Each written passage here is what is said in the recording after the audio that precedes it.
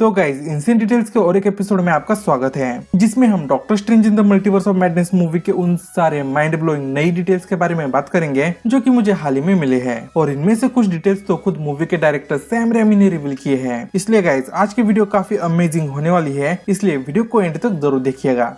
Number 1, क्या आपको पता है गैरगेंटोस मॉन्स्टर के पास रीजनरेशन पावर्स भी है और उस पावर को मूवी में दिखाया भी गया है। जी हाँ, डॉक्टर स्ट्रेंज जब उस गैरगेंटोस के टेंटिकल को काटते हैं तो वो टेंटिकल दोबारा उगाता। इस चीज को इस सीन में अच्छे से दिखाया गया है, लेकिन ये सीन ऐसी जगह पर है कोई भी इसे आसानी से मिस कर सकता है। नंबर 2, मूवी में मिस्टर फैंटास्टिक एक पोर्टल से एंट्री मारते हैं, तो इस पोर्टल का नाम है टाइम प्लेटफॉर्म और ये डिवाइस डॉक्टर डूम का रेफरेंस है, क्योंकि कॉमिक्स में इसको डॉक्टर डूम ने ही इन्वेंट किया था। ये टाइम प्लेटफॉर्म डॉक्टर डूम का रेफरेंस है, इसकी कंफर्मेशन मूवी के प्रोड्यूसर्स ने भी कर दी है, यानी कि अर्थ 838 यूनिवर्स में डॉक्टर डूम भी एग्जिस्ट करता है और शायद उन्हीं से मिस्टर फैंटास्टिक ने ये डिवाइस चुराया होगा। और यहाँ मूवी में इस पोर्टल का कलर मैच करता है टेज़रेक्ट से, जिसमें स्पेस स्टोन था, और आपको याद ही होगा कि स्पेस स्टोन भी टेलीपोर्टेशन के लिए काम आता है।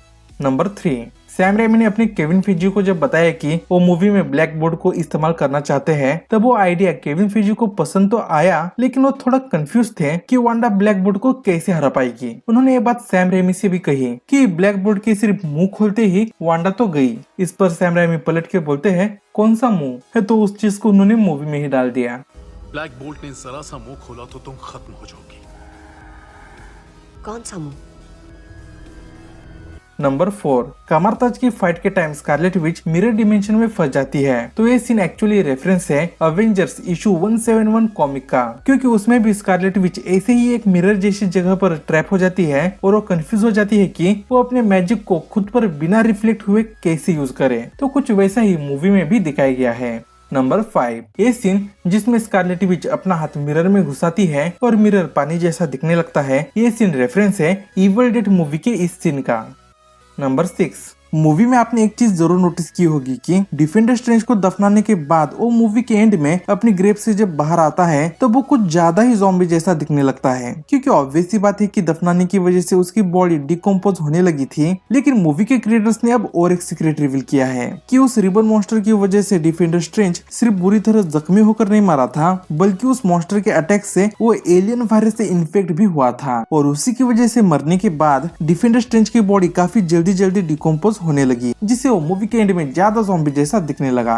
नंबर 7, जैसा कि आप लोगों को पता ही है कि इस मूवी के डायरेक्टर सैम रेमी है, जिन्होंने टोबी मैguire की स्पाइडरमैन मूवीज को भी डायरेक्ट किया था। तो उन्होंने अपनी पिछली डायरेक्ट की हुई मूवीज से कुछ पैरेलल शॉट्स इस मूवी में डाले हैं रेफरेंसेस और ईस्टर एग्स के तौर पर, जैसे कि यह इस सीन में गैरगेंटोस डॉक्टर स्ट्रेंज को लेके इस बिल्डिंग पर चढ़ता है। ये सीन मिरर करता है 2004 के स्पाइडरमैन 2 के डॉक्टर ऑक्टेवियस के कुछ सीन से।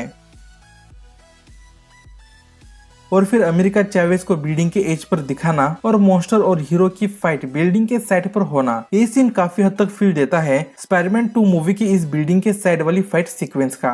फिर ये सीन जिसमें स्टीफन अपने लव को उसके न्यू हस्बैंड के साथ डांस करते हुए दिखता है, ये सीन पैरेलल दिखता है स्पाइडरमैन 2 के इस शॉट से।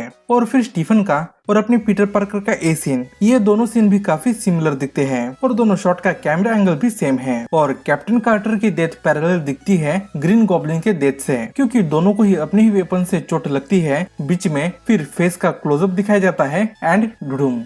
और वांडा का माइंड पूरी मूवी में डार्कहुड की वजह से करप्टेड रहता है, लेकिन एंड में उसे अपनी मिस्टेक रियलाइज हो जाती है, कुछ वैसे ही जैसे कि स्पाइडरमैन 2 में डॉक्टर ऑक्टेवियस को दिखाया गया है। उनका भी माइंड पूरी मूवी में उन मैकेनिकल आर्म्स के कंट्रोल में होता है, बट एट द एंड उनको भी अपनी मिस्टेक रियलाइज हो जाती है और वो अपनी मिस्टेक को रिपेयर करते हैं उस फ्यूजन रिएक्टर को पानी में डुबोकर डिस्ट्रॉय करके और अपनी लाइफ को सेक्रीफाइस करके। तो कुछ ऐसा ही वांडा भी मूवी के एंड में करती है, सभी यूनिवर्सेस से डार्कहुड को डिस्ट्रॉय करके उंडागोर माउंटेन को अपने पर गिराती है, जिससे कि लगे क्या वो मर गई। इसलिए उसका ए सीन और डॉक ऑक का लास्ट सीन काफी मिरर करता है। और मूवी में दिखाया गया ए सीन जिसमें अलग अलग सीन्स को एक दूसरे के ऊपर क्रॉस फेड और डिसॉल्व होते हुए दिखाया गया है, ये सीन सिमिलर है स्पाइडरमैन 1 मूवी के इस सीन से। यह सैम रेमी का स्टाइल है। तो ऐसे ही सैम रेमी के स्पेशल स्टाइल वाले पैरेलल शॉट्स मूवी में और भी होंगे, जिन्हें अगर आपने नोटिस किया हो तो उन्हें कमेंट्स में जरूर शेयर कीजिएगा। वैसे कैप्टन कार्टर की डेथ व्हाट इफ सीरीज का भी रेफरेंस है, क्योंकि वांडा उसे ठीक उसी तरह से मारती है जैसे व्हाट इफ सीरीज में बकी ने ज़ॉम्बी कैप्टन अमेरिका को मारा था। नंबर 8। इस सीन में वांडा अपनी हीरोज का पीछा जब कर रही होती है तब वो लंगड़ा कर दौड़ रही थी। तो यहाँ पर वो सिर्फ इसलिए नहीं लंगड़ा रही थी क्योंकि वो फाइट के बाद घायल हुई थी, बल्कि वो इसलिए लंगड़ा रही थी क्योंकि वो इस सीन में कांच के ऊपर चली थी। यहाँ पर कांच के इतने सारे टुकड़े हेडक्वार्टर के सीलिंग के गिरे थे कैप्टन मार्वल से लड़ते वक्त।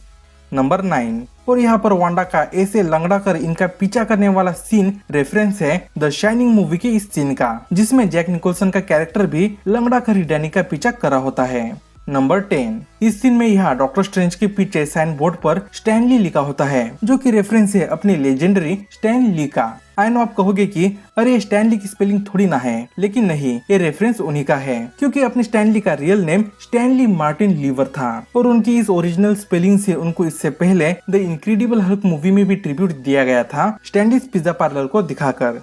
नंबर 11। अगर आपको पता नहीं है तो बता दो कि ब्लैक बोर्ड और मिस्टर फैंटास्टिक का जो सूट है वो पूरा का पूरा सीजीआई से बनाया गया है। हाँ, पता है कि ये कोई बड़ी बात नहीं है क्योंकि हॉलीवुड की मूवीज में सीजीआई टॉप नॉच होता है, कोई असली और नकली चीज में डिफरेंशिएट भी नहीं कर पाएगा, लेकिन जिनको अभी तक इफेक्ट पता नहीं था उनके लिए बता दिया।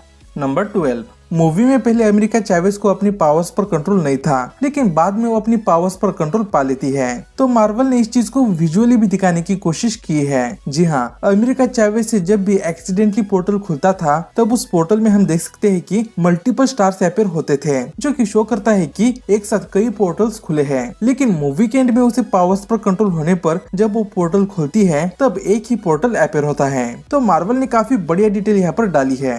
नंबर 13। जैसे क्रिस्टिन ने रिवील किया कि एमसीयू का मेन यूनिवर्स 616 यूनिवर्स है, वैसे ही अपने सैम रेमी ने भी रिवील किया कि डिफेंडर स्ट्रेंज का यूनिवर्स 617 है।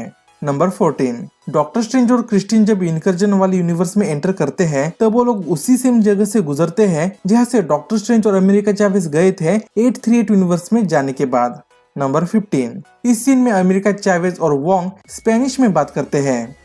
Este veno habla español. No estoy seguro de que le guste hablar inglés. तो अमेरिका चैवेज को स्पेनिश आती है, इसका हिंट हमें मूवी के एकदम स्टार्ट में ही दिया गया था क्योंकि मूवी के एकदम शुरुआत में कुछ सेकंड्स के लिए अमेरिका चैवेज को और डिफेंडर स्ट्रेंज को स्पेनिश में बात करते हुए दिखाया गया है। Eso lo votó. No, conocemos.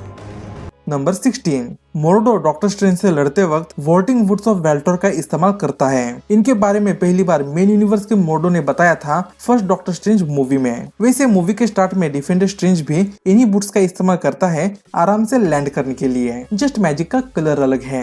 Number 17। Wanda versus illuminati की फाइट जहाँ पर हुई थी वहाँ उस लॉबी में एक स्टैचू था जिसको गिराकर वांडा कैप्टन मार्वल को मारती है। तो क्या आपको पता है वो स्टैचू किसका है? दरअसल वो statue Xena the warrior princess show के कैरेक्टर जीना का है और उस शो की कैरेक्टर का स्टैचू इस मूवी में इसलिए है क्योंकि अपने सैम रेमी प्रोड्यूसर थे उस शो के, इसलिए उन्होंने डाल दिया ईस्टर एग। इस बात को खुद सैम रेमी ने बताया है मूवी के ऑडियो कमेंट्री में। नंबर 18। सिनिस्टर स्ट्रेंज फाइट से पहले डॉक्टर स्ट्रेंज से कहता है, क्या तुमने कभी ऐसा सपना देखा है जिसमें तुम्हें एक ऊंची बिल्डिंग से धक्का दिया गया हो और तुम गिर रहे हो और धक्का मैंने ही दिया था। तो यहाँ पर ऐसा कहकर सिनिस्टर स्ट्रेंज ने अपनी ही डेथ को फोरशैडो कर दिया था क्योंकि फाइट के एंड में यह ब्लास्ट के फोर्स की वजह से वो सैंक्टम की विंडो से बाहर धकेला जाता है और ऊंची बिल्डिंग से गिरकर वो मारा जाता है। नंबर 19। मूवी में दिखाई गई माउंट वंडरगोर वाली जगह कॉमिक्स में काफी क्रूशियल लोकेशन है क्योंकि कॉमिक्स में उसी जगह पर हाई इवोल्यूशनरी विलन ने अपना बेस बनाया था। वहीं पर ही वांडा और पियत्रो का भी जन्म हुआ था और उसी माउंट वंडरगोर में चथोन नाम के एक एंटिटी को भी कैद किया गया था जहाँ पर उसने अपने ब्लैक मैजिक की बुक डार्क होल्ड को लिखा था। एमसीयू में इस चीज को थोड़ा अलग दिखाया गया है, जैसे की वोंग ने मूवी में मेंशन किया कि चथोन ने माउंट वंडरगोर पर एक कैसल की दीवारों पर अपनी ब्लैक मैजिक की नॉलेज लिखी और उसकी कॉपी डार्क होल्ड की बुक के रूप में बनाई गई। नंबर 20। मूवी के एंड में वांडा को अपनी मिस्टेक रियलाइज करवा कर अमेरिका चैवेज पोर्टल खोल के वोंग के साथ वहां से चली जाती है और यहाँ पर हम देख सकते हैं कि वो लोग यहाँ से वापस कामारताज जाते हैं। लेकिन फिर बाद में वो लोग डॉक्टर स्ट्रेंज को इनकर्जन यूनिवर्स में लेने के लिए जब जाते हैं तब उनको कामारताज में नहीं बल्कि वही वंडरगोर माउंटेन पर ही दिखाया जाता है। तो ऐसा कैसे? क्योंकि वो लोग फिर से उस माउंटेन पर क्यों जाएंगे? कई लोगों को ये चीज एडिटिंग के दौरान हुई कंटिन्यूटी मिस्टेक लगती है क्योंकि ऐसा ही तो दिख रहा है, लेकिन ये कोई कंटिन्यूटी मिस्टेक नहीं है क्योंकि भले ही वो लोग लोग पहले कामार्ता चले गए थे और अब अमेरिका चैवेज को अपनी पावर्स पर कंट्रोल भी है, लेकिन उसे एग्जैक्टली नहीं पता था कि अपना डॉक्टर स्ट्रेंज आखिर किस यूनिवर्स में है, क्योंकि अपने डॉक्टर स्ट्रेंज को उस इनकर्जन वाले यूनिवर्स में अमेरिका चैवेज ने नहीं बल्कि वांडा ने उसे फोर्स करके कहीं का भी पोर्टल खोल के डॉक्टर स्ट्रेंज और क्रिस्टीन को उसमें फेंक दिया था। इसलिए वो यह इस सीन में डॉक्टर स्ट्रेंज से कहती है कि वो उसे ढूंढ लेगी, यानी कि यहाँ से कामार्ता वापस जाने के बाद उसने कई यूनिवर्सेस विजिट किए होंगे अपने डॉक्टर स्ट्रेंज तक पहुंचने से पहले,